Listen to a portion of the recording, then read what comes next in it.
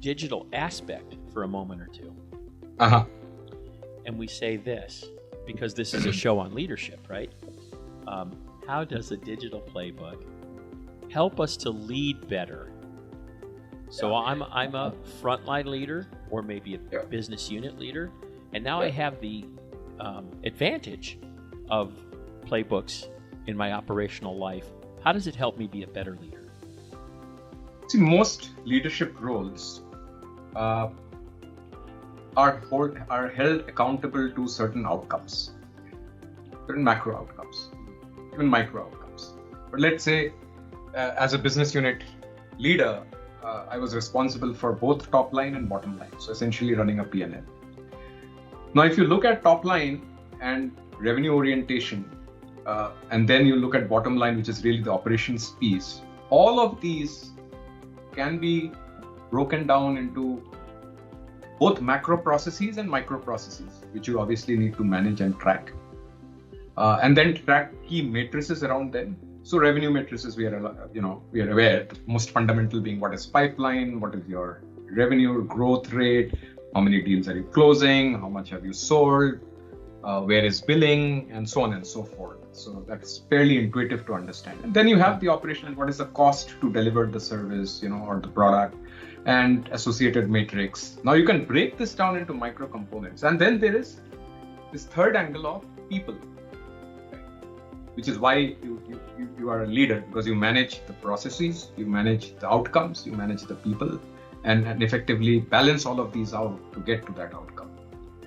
Now, technology for a leader, specifically if you ask me around the playbooks also, is a tool which enables them to do their job better across all these three elements.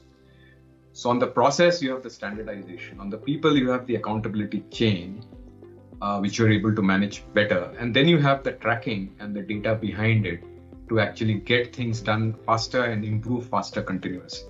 Right. So it also, the other way to look at it is, if you have something like a playbook for most of your, key elements, it probably doesn't warrant for everything. But most of the key elements, if you're able to, or pain points you're not able to solve for, if you deploy playbooks, it actually gives you more time to, put your leadership hat on and look at where the bottlenecks are and help your organization and your team and the people and optimize the processes effectively, rather than, always being in a firefight, because you don't know, you're not really able to track. And that really leads to obviously a little bit more chaos and stress in life.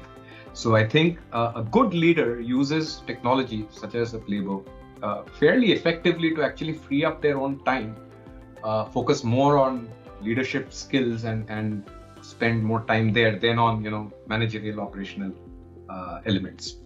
You're speaking our language here. So playbooks frees leaders up to think, plan, and lead. Interesting.